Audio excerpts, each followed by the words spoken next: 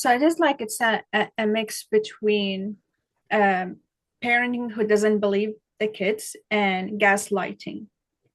Right. Exactly. So there is this dangerous myth that if a man was abused, it somehow defines his strength, or he's a man, you're a man now. What is the biggest lie society tells male survivor? And how does that put a harm uh, on their adulthood? Yes, absolutely. Oftentimes that somehow it was their fault, that if they were man enough or strong enough, they would have been able to fight it off or prevent it, regardless of the age of the victim. Even adults are put in that category. I know famous people have told their stories, like Terry Crews, he's the MC of Yeah, America's Got Talent, an actor, comedian, that's and true. he was sexually assaulted at some Yep. Hollywood party as an adult, and then talked about it afterwards. That was not okay, but in the moment, you're like in shock. Your body goes into shock. It's one of those uh, fear responses, the fight, flight, freeze, and freeze is one of them. This happens. Wait, what's happening? Your body True. doesn't know how to respond. And the perps realize that too. That's probably how they're going to respond. So then they'll keep doing it until they're called out on it. It's like, well, why didn't you beat them up? It's like it happens. It's like, whoa. And a lot of this is happening on college campuses, university campuses. They're finding people in the athletic department. A lot of team doctors are abusing students. And there's this Mhm. huge power dynamic. Oh, if I tell, I might lose my scholarship if I'm on an athletic scholarship. So, That's right. and they'll use that against that. And that's several uh, college campuses in the US that are like that. A lot of them have come out. I know Ohio State University, there's a University of Michigan in Indiana, all very similar team doctors. This is against male university students versus I know Sandusky in Pennsylvania, that was all with female students, and there's been several others with female students. These are specific male students as well. And it's like, well, why didn't you fight it up? Okay, I could lose my scholarship. Why don't you Yeah. tell? Yeah, and that's part of the grooming. It's like, no, you can't tell. And then they make it a joke that it's a big thing. But there's all kinds of podcasts and discussions about that. And I have my own podcast, and I talk about these things all the time, and all these issues, and all of the current events that happen as well. I often interview, but then I talk about the current events when any of these so-called scandals.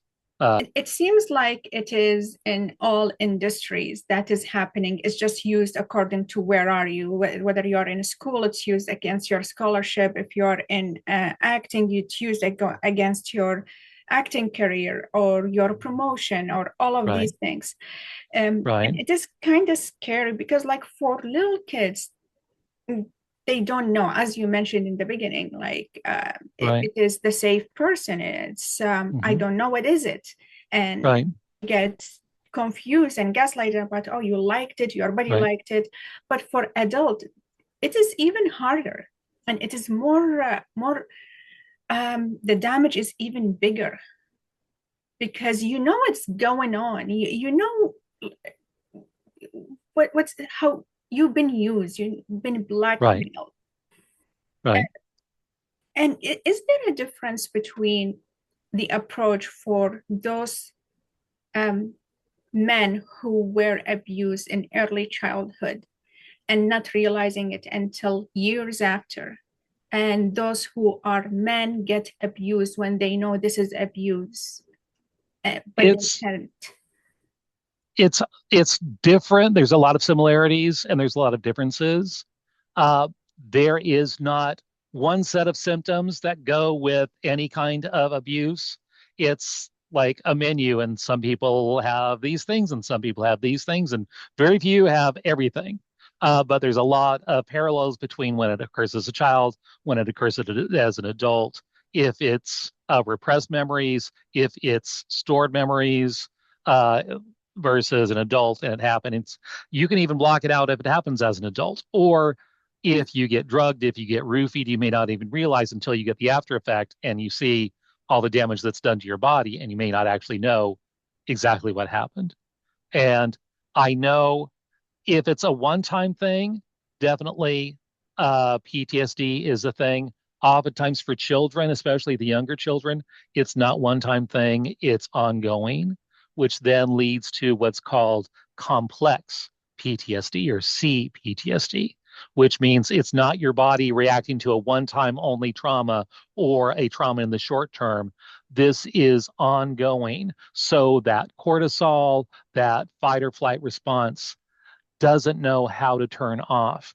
Even when the danger finally stops, your body doesn't know to turn all that off. So even if you repress the memories, you're stuck in that world of hypervigilance, all of those other symptoms that come with PTSD, that hyper awareness, that your brain is taking a huge chunk of energy to keep you safe, keep you alive. So, where am I? Where's the exit? Who's here? Who's not here? Who's in charge? How can I get on their good side?